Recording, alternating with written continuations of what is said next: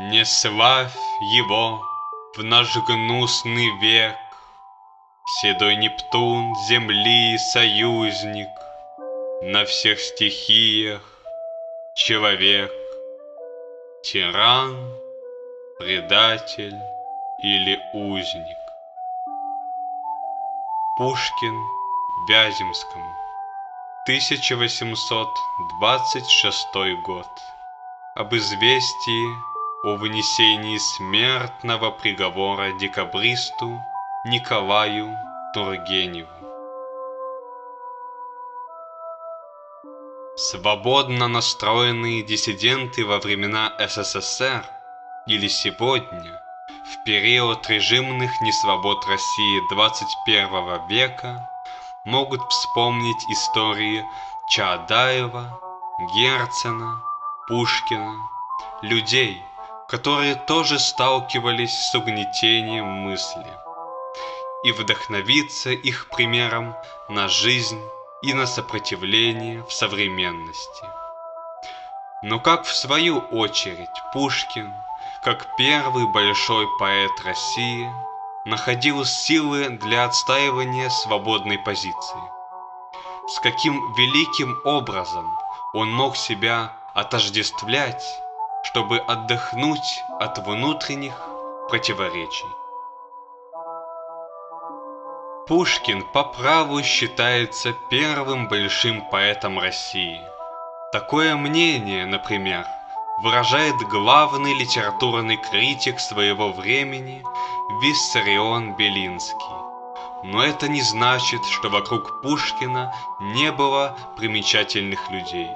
Совсем наоборот, личность Пушкина интеллектуально развивалась в обществе, которое могло и превосходить его в образованности и в смелости не соглашаться с действительностью России на разломе XVIII и XIX веков.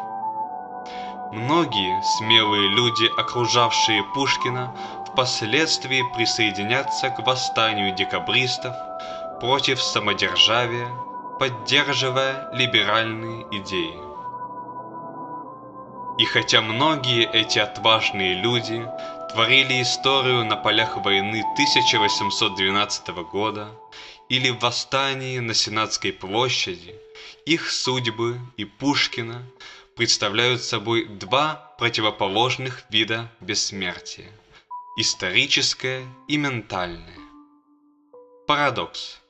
Огромное по масштабу восстание в декабре 1825 года, нерушимое в смысле искренности подвига, к нему история отнеслась как к старому памятнику, заросшему мхом, и определяющему не идеи и не личность, а дату – 14 декабря. Вместо этого Пушкин, который не был военным и не был членом тайных обществ декабристов, оставил творческое наследие, которое на уровнях от эстетического до смыслового содержало вклад в нравственное сознание эпохи. И его влияние ощущается даже сегодня на уровнях экзистенциальных переживаний человека. Несмотря на авторитаризм и присущие несвободы России Александровской, а затем Николаевской эпохи, общество формировалось очень политически осознанным. И несмотря на провал восстания, ужесточение цензуры и подозрительности, в обществе оставался запрос на политическую динамику мысли. Интеллектуалы стали видеть ее тайно, всматриваясь в поэзию. И Пушкин, как один из первых поэтов, был больше всех обсуждаем с целью найти политически живую позицию. Тут Пушкин как раз давал не только ощущение свободы, но и рассматривал ее под самыми острыми нравственными углами. В жизни Пушкина фактор декабристского общества, к которому он тяготел, повлиял на его словарь терминами, определяющими несвободу и деспотизм.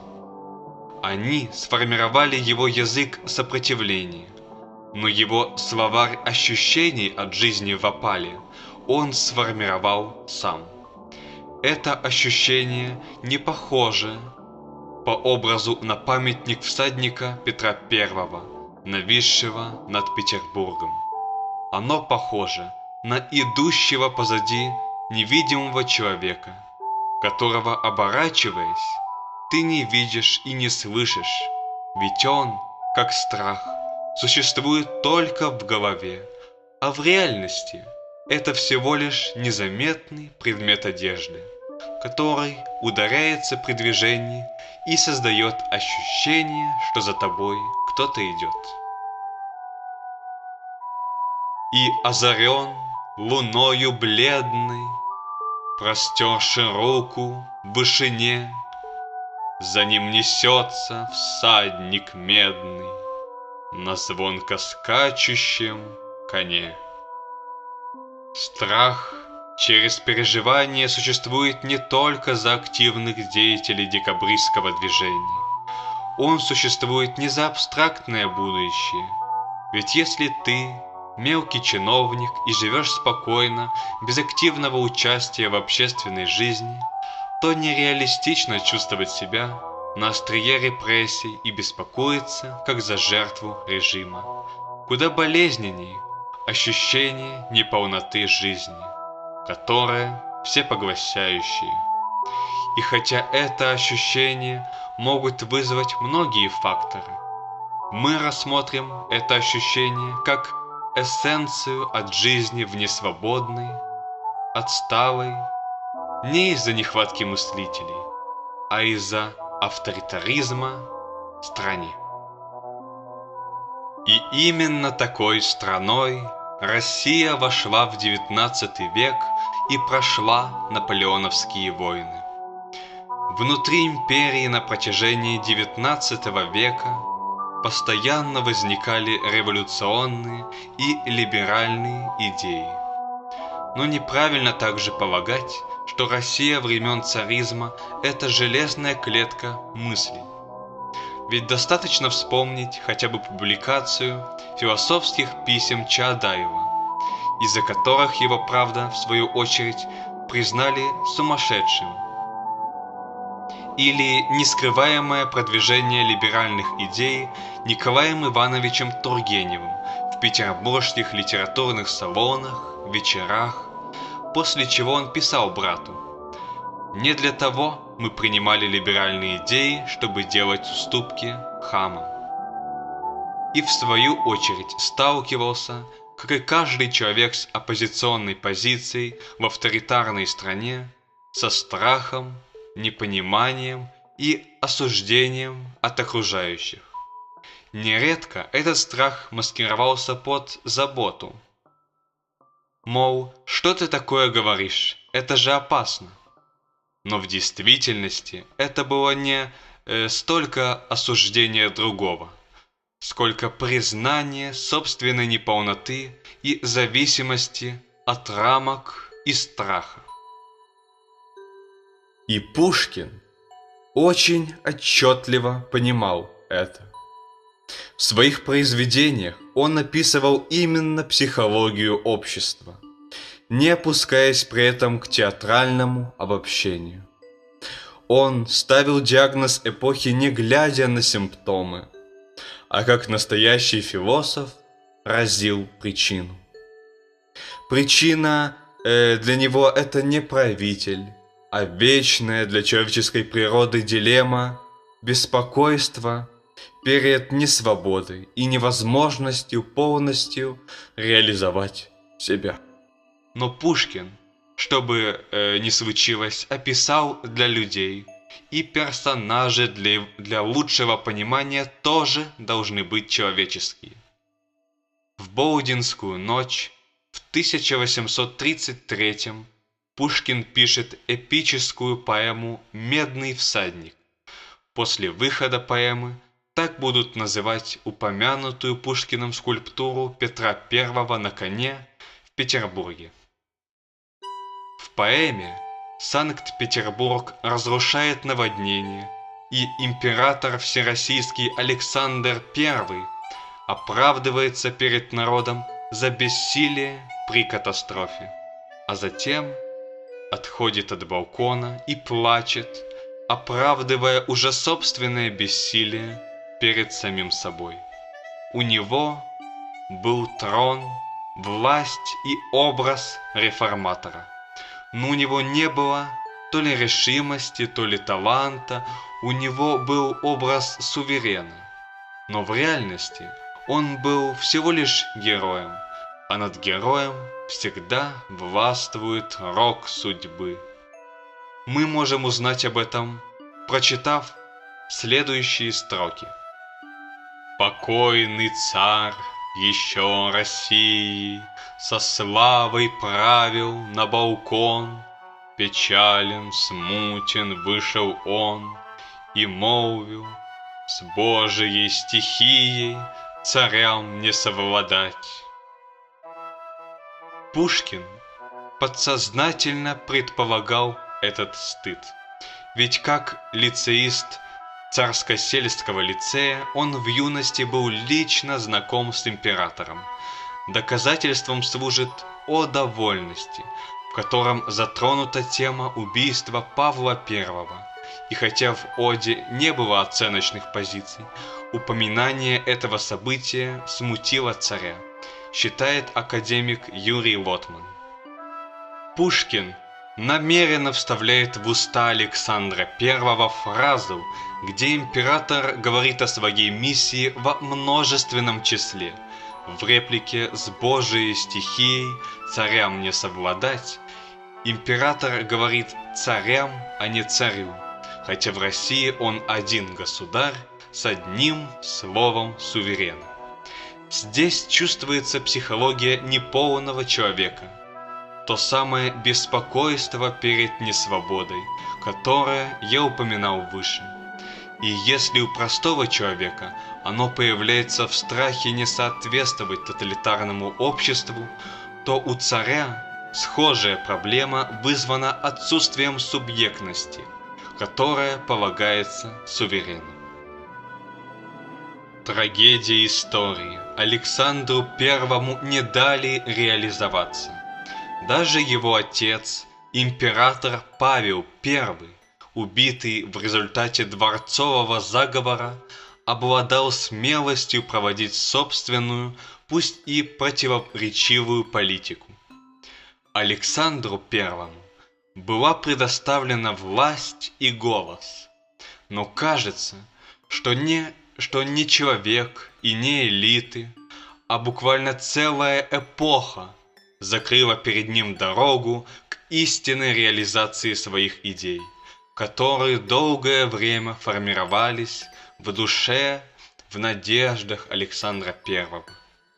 Но судьба поставила его на трон реальной власти с грузом амбиций и уверенностью, что он уже победил собственного отца, с которым у него формировались соревновательные отношения. Однако страх вновь разгневать элиты и вина за покровительство убийству собственного отца отнимала у него силы и ограничивала его власть. Люди же в этой поэме плывут, как оловянные солдатики, наблюдая за катастрофой и смертью города. Они как бы фигуры при параде, которые слаженно маршируют на фронте, но во время кризисов теряют форму и в страхе, не найдя себя, уносятся штормом. Универсальная характеристика человека вне культуры – это замкнутость в себе. Некультурный человек не имеет общения с другими людьми. Патерналистский, авторитарный режим для контроля над людьми ставит цель государства. Например, долг перед Родиной. Простой человек обязан ассоциировать себя с ней, чтобы находить общение. Однако в кризисные моменты, когда государство не может объединять общество вокруг цели долга, начинается водоворот событий, в котором люди могут лишь плыть только в роли жертв. Ведь без идентичности долга государству, цели и с отсутствием культуры они замыкаются в себе и в лучшем случае стают пассивными наблюдателями, а в худшем – голодными хищниками, зараженные мелкими идеями, они атакуют культуру. Трагедия Александра I – это трагедия каждого россиянина в ту эпоху. И если обобщить политически, то получится характеристика единовластия и авторитаризма в двух словах – рамки и неполноценность. В противовес может послужить идея независимого философского мышления, которая соединяет людей с оппозиционными к режиму взглядами между собой и позволяет им дружно двигаться в кризисе без рамок страха соответствовать режиму. Его мечта или во сне он это видит, или вся наша жизнь ничто, как сон пустой, насмешка неба над землей. Изучая биографию Пушкина, мы должны смело признать, Пушкин не боевая машина по реформированию и либерализации России. Пушкин имел личностные отношения с императором Александром I и в глубине души судил о нем больше, чем о как не оправдавшем ожидания правителе. Также Пушкин имел несколько сот душ крестьян, и в отличие от некоторых его друзей-декабристов, например, братьев Тургеневых, не имел заграничного образования. Но никто сегодня не может осуждать Пушкина за любую сторону его творчества и жизни, которая тогда могла быть комплементарна власти. В 21 веке мы не можем критиковать Пушкина так, как, например, критиковали его современники. Пушкин был сложным человеком в сложной эпохе. Николай Тургенев писал однажды: «Не ему судить о прогрессивных идеях, но мы так сказать не можем, ведь в таком случае это будет неуважение к его биографии».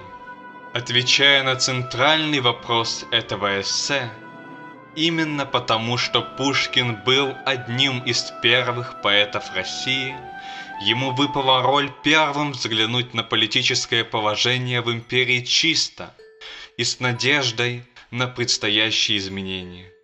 Если в современной России человек ищет форму жизни и опирается на поэтов типа Пушкина, то в свое время Пушкин опирался на надежду поддерживать обнадеживающие стимулы внутри, и его надежда действительно оправдалась. Но не на уровне системы, а на уровне традиции мыслить, который в свою очередь открывает дорогу определять новые формы общности вне режима. О, сколько нам открытий чудных еще готовят ум и труд. Пушкин, 1829 год. Писать статью помогали записи лекций Юрия Михайловича Лотмана.